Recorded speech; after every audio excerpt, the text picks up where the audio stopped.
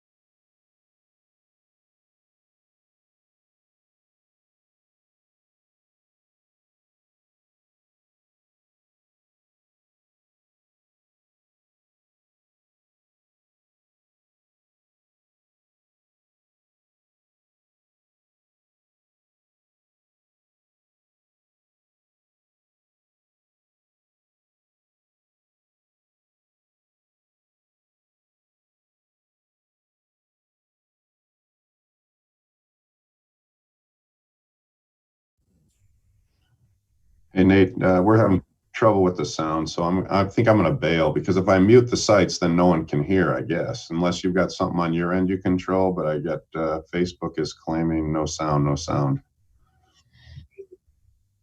Yeah. Now I can mute, the website from my end, thinking that that would take care of the echo and all that stuff. But I guess as soon as I did that, they claim no sound, unless it's not what I'm thinking. It's on something on the Zoom end.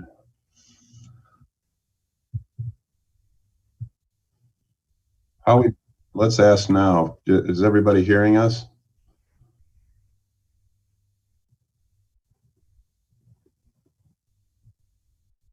Yeah, I hear you now. Okay, so maybe we're good. So,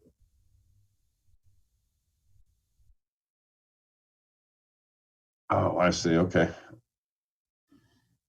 okay, we're good. Sorry for the technical difficulties, man. Hooking this stuff up is you're right.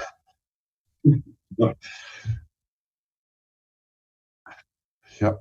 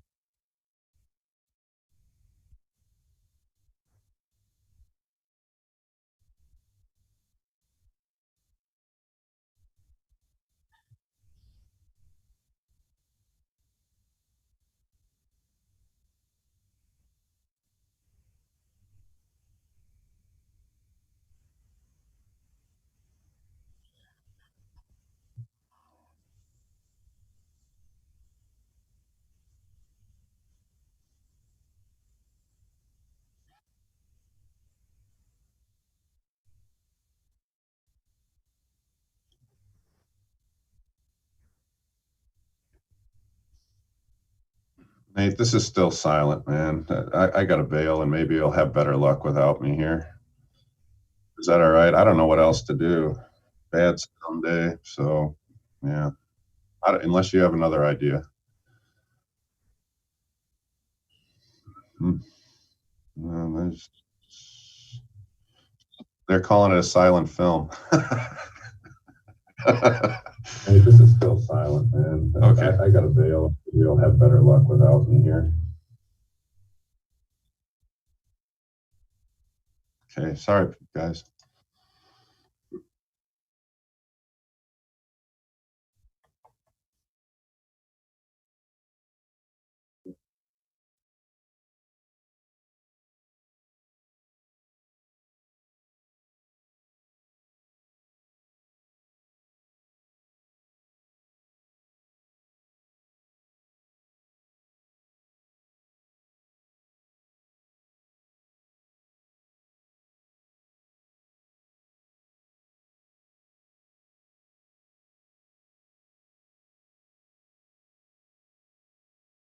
That better? At least we have sound. And then hopefully that'll get you all sound. And then I need to pull up Facebook and everything else as well. That's going to be a trick. So you've got instructions for laser alignment in your manual. The tricky bit is this needs to be the first point, this needs to be the second point, based on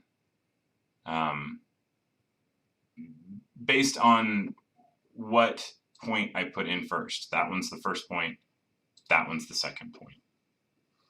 Okay, let me see if I can pull the rest of this stuff up and not get too much feedback in a hurry.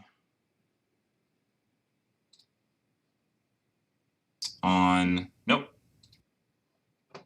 Okay, now we hear Nate. That's at least a start. Oh, okay. Okay.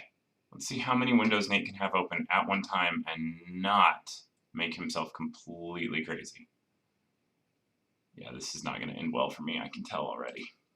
Okay. So hopefully that helps. One of the other questions we got, and I will go back and do the subtract background in a second. But one of the other questions we got, which is really convenient right now, is how do I make a single letter bold? And so if I have lettering up, I can click on a single letter,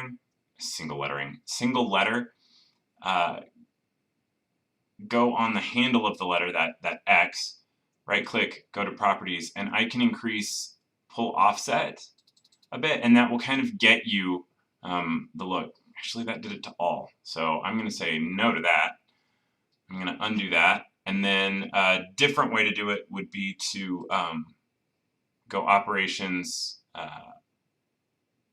convert to wireframe, and then you can just select that one letter, go to properties, go to pull offset, and I'm doing a lot so you can see it, but it increased just that one. That's the closest I can think of to do that. If you're using a true type, you might be able to do this. This might, again, end poorly for me. So let me grab that, and then if I grab this, can I click on this? And yeah, so true types, if you have a true type, you can click on a single character and click on the bold or italicized and get just that character. But that's only available for fonts with true type outlines. Okay. All right, let's see what else. Sam made this nice presentation, and I don't have the tool to share it with you. How to make the fill circle tool and let you scroll around screen when zoomed in. I don't know. So fill And then there's two tools here. I tend to use the circle one. The one underneath it is an ellipse. I tend to use this one because I can do kind of both. If you click on one side, click on the other, that's one direction, and then you can click a third time for that. If you want it to be a perfect circle, you can hold Alt and it will be a perfect circle. And then if I'm zoomed in and I want to scroll around on screen as I'm doing this, I don't have a way to do that. Not and keep it, no, I don't think there's a way to do what you're asking. So zoom out, make what you want, and then move it where you want. Let me delete these. Because if I'm not zoomed in and I'm in the middle of the circle tool, I've got too many things going on to actually scroll around.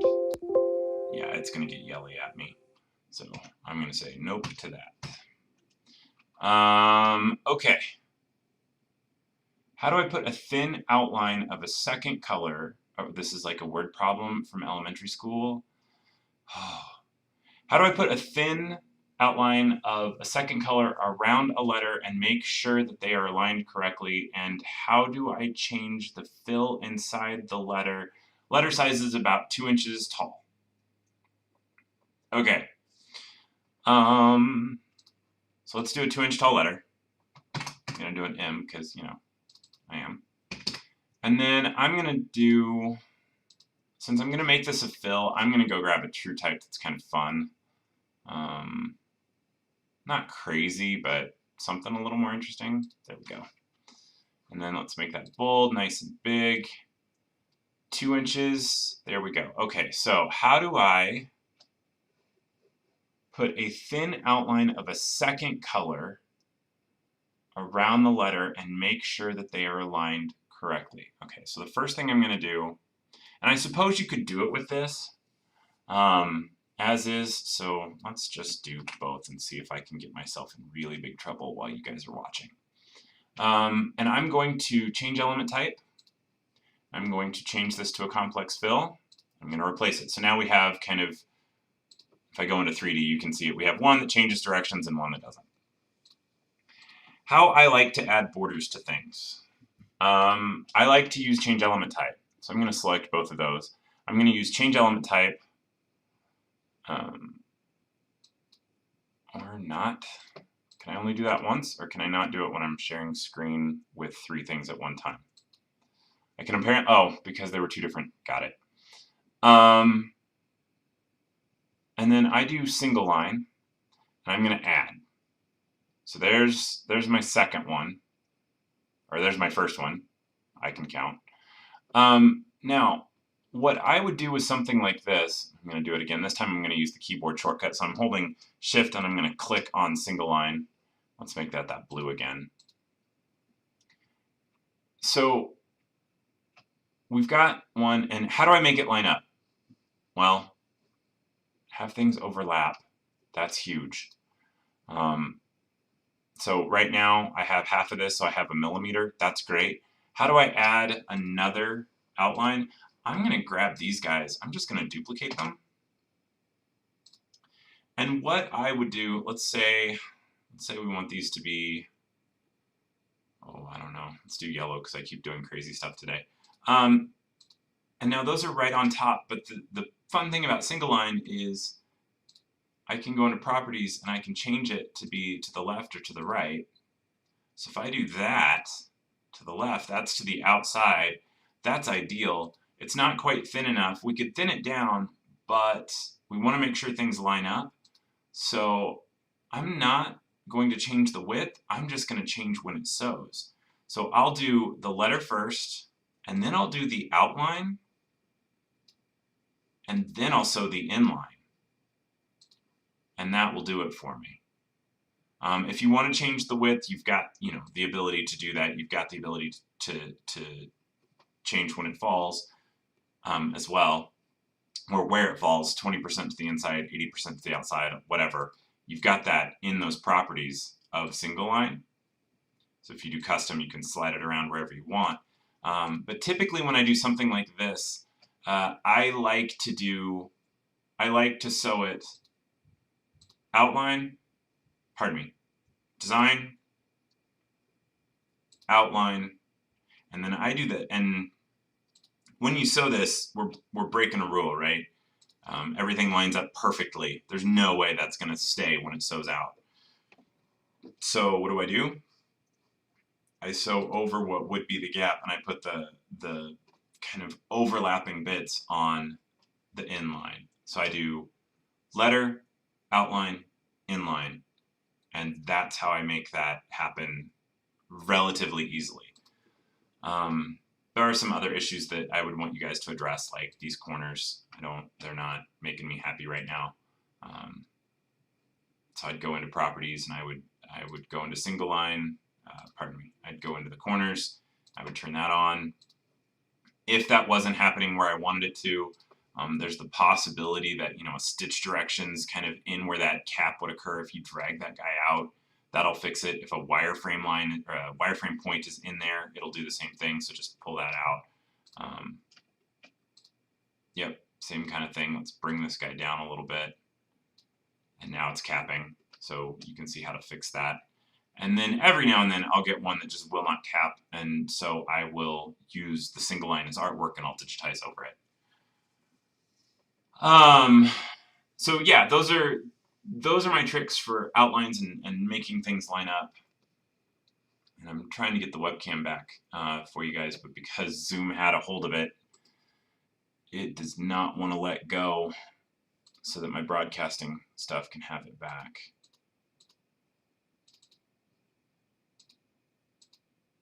Nope. Fine.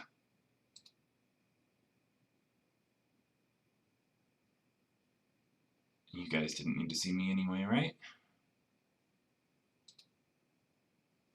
Yeah, it's super not going to happen for me right now. Okay. Next question. If I can keep up. I purchased 1/4-inch lettering, but each letter has to be imported as, is it possible to add lettering to the font list for easier transitions? Yeah, so there's a tool called the Alphabet Editor. It is a tool Scott and I spend not small amounts of time in, especially lately. It's under Tools and Alphabet Editor. Now this is a level dependent feature, so keep that in mind. And you can create new alphabets. You click on New, and you can go whatever you want to name it, tiny alphabet. I don't know. And then it's going to ask you for the character, and so you can type that in, and then you hit OK. And then it's going to ask you to digitize the character. Now, this line is 1 inch, and that's what it measures everything off of. Now, you could drag that line down to the top of your character.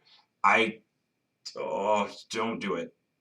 Leave that at 1 inch. The scaling of individual characters, unless you get that line perfect every time, you're going to get kind of, and I'm trying to demonstrate to the camera and you can't see me, you're going to get very wonky up and down letters, and that's not going to work well. But you could digitize in here for the A, and then you could go in and add a new character, and what that does is it saves the previous character. So then I can do a B.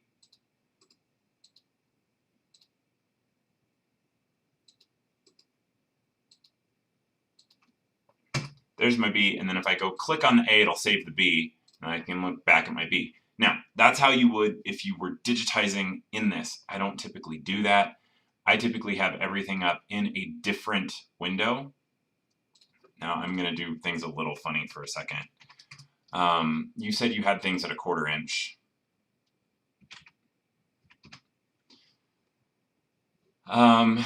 And they weren't lettering, they were just embroidery bits.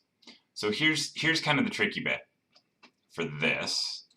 Apparently I'm doing a lot of tricky bits today. Y'all have been asking interesting and occasionally difficult questions. The alphabet editor works its absolute best with everything at 1 inch. So what I would do is I would grab your file, and I think you said they were individual files, so you're going to pretend that these don't exist for, these don't exist for right now. I would grab your individual file at 1/4 inch. I would go properties, I would go scale, and I would go 200%. That would only get you a 1/2 inch. I'm lying. I would go 400%. That would get you to 1 inch. Or I would just go down here and say 400%. Hit OK. Now, why am I not typing in 1 inch? Well, it depends. If you look at the way letter forms are shaped, and I know I go all type nerd on you guys a lot, but all letters are not the same height, especially when you're dealing with pointed letters or curved letters like a C and an O and a Q are going to go above the cap height and below the baseline, whereas letters that are straight on the bottom will not. A's will most likely point a little bit above. Now, a lot of the embroidery alphabets have been kind of compensated for push, so that may not happen. But that's why I would take the original and scale it to 400%, not say I want each letter to be 1 inch, because that's really going to mess you up. Scale it 400%, and then I would just copy that from your file. I would go into the alphabet editor. I would go to the letter you want it. If it's not there, type new, or click new, type the letter you want, paste it into place, and then you need to line it up where you want it to fall. So as far as this letter is concerned, or as far as the alphabet editor is concerned, this bottom line here, that is your baseline. This is your cap height. So from here to here is 1 inch. So if you had like a letter that had swirly bits that came off of it, you know, that's fine. It's a flare, whatever. That probably you don't want to count that in your cap height, but I would do that there. This is the origin. This is where your letter starts, or where it figures your letter is starting. So again, if you had swirly bits, like if the A was super dramatic and it had this really fun crossbar that did something like this, kind of a Zorro-y effect, you know, it could come back past this and that would be fine. But you'd line this up, and then this is where your next character's origin would be. So this is where the next character's version of this would fall. And so you need to figure out your spacing that way. But then you'd go through and you'd keep adding characters from your next one. You could even try inserting. I like to open and copy and paste. It just works well for me. Now, if these are expanded, that's a little bit different. I tend to deal with wireframe. If they are expanded, there are a few more tricks that you may need to deal with expanded editing. I think that Scott's going to be covering some of that, and if I just stepped on a toe, I'm really sorry. But I think Scott's going to be covering that in a live episode soon, so keep posted, or keep watch for that, and we will try to keep you posted. That's the direction I want that to go. So now we have the A, we have the B, and it's tiny alphabet. So you could then use this as a tiny alphabet. And I can't remember, I never remember if I have to restart DesignShop to have it show up or not. And then if I went to 1/4 inch, I could use it at 1/4 inch. So then you can use it just like a normal alphabet. It's a lot of work once, and then you can start using it just like you would normal keyboard lettering. And I just realized I didn't have Facebook up, so if you guys were asking questions, I'm not going to see them. There we go. No, we're good. Hi, Linda. Okay. Next. Chris just did that video on the maintenance of the MP3, and after he got done, he's like, I say a lot. I just realized I sing a lot. The next one we have is I have a design to Daisy with 4 color changes. I have 12 set up in a design for step and repeat. I also embroider them on a home embroidery machine. Can I save the design? Can I save them in DesignShop and have them sew out all of color 1, then all of color 2, without doing multiple thread changes? The answer is yes, but you're going to make me twitchy. So let me go back. Now, desktop. And I'm not showing you my desktop because it's an absolute embarrassment of how many things are on there.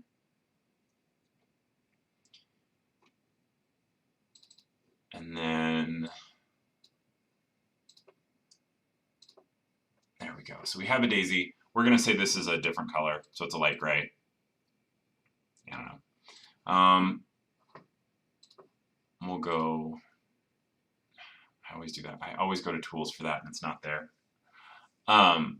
It's under object, step and repeat, and we'll say that, let's do 4x3. Yeah, that'll work. Okay, so now we have 12 of these. Can I do this? Yes, I can. I would select each of these. You know what? Let's make this a little bit smaller so it's a little easier to see. There. I'm just going to go through and select each of these, and that's a super fun way to do it. Or I could right click on here and say select color, and now I have all of them. So this is what I want to sew first, and then I'm just going to grab one of those and I'm going to drag it to the top. And now all of them are together in one. And then I could go back and merge all of these in, or I could just check auto merge. I typically, this is something I have turned off.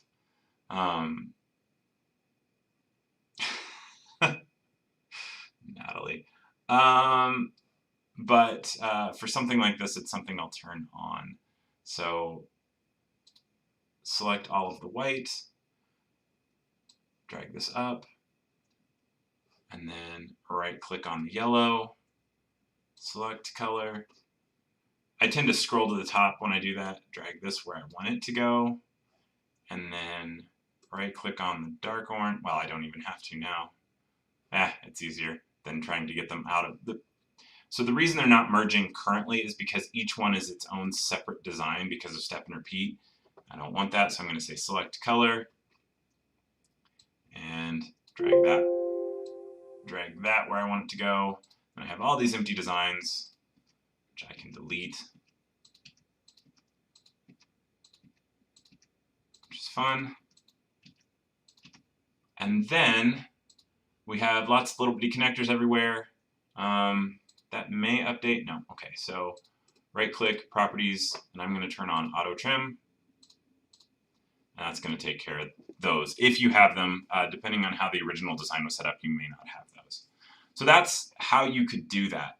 The reason I say it makes me really twitchy is because if I were to do this on a faster machine, nothing's going to line up. By the time I get done with one color and then go back with the other, things have moved. So that's why I like to do things in little bits. This goes against pretty much everything I ever talk about with embroidery. But on a home machine with stable backing and you're sewing at all of nothing per minute, yeah, you could do that so that you don't have to run back and change the color all the time. Okay. I think that's all the questions we have. I think I was supposed to go back and talk about subtract background again, because apparently I was doing my Charlie Chaplin impression and nobody could hear me. Okay, so let's go back. And I'm going to grab that design again.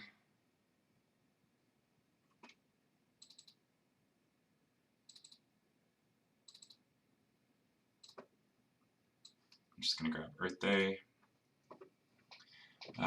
So if I do it through the Graphic to Embroidery Assistant, You can step through and kind of ignore it. So as you step through, you just click on the colors you want. And then if you want to fill in holes, wrong one, I can fill in those holes. And then I can continue on. Other things you could do, if I was using convert to and from embroidery, there's a checkbox here. If this is checked, it's going to show the white. If it's not checked, it won't.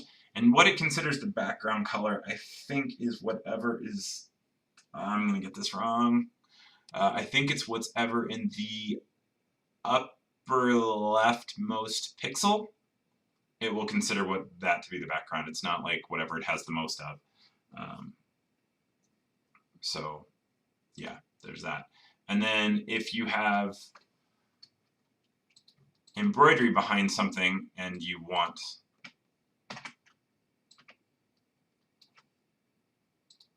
to subtract the background embroidery from a piece, especially if they're two fills, this gets really easy. You can use subtract elements if you have them both selected. Whichever one you select first is the one that will get removed, or the piece removed. Click on that and it will subtract that little bit out of there. If you want to change the overlap, when you have multiple fills selected, you can right click on the tool and change that overlap. So all right, I am going to quickly try to pop over to YouTube and see, as people are texting me. Linda, you crack me up. I'm going to see if anybody, I had chats up from, this could get loud for a second, sorry.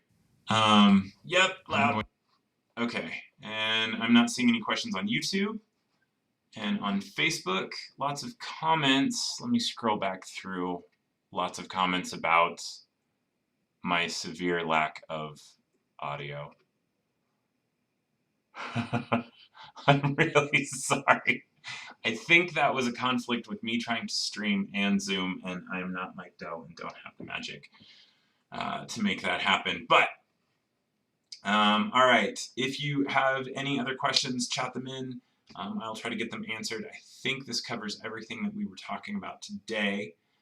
As always, if you have more questions, again, you can comment them. We'll try to get them answered. You can also email us at applications@milko.com. Thank you guys very much for participating today and dealing with my silent movie star impression. And hope to see you guys online soon.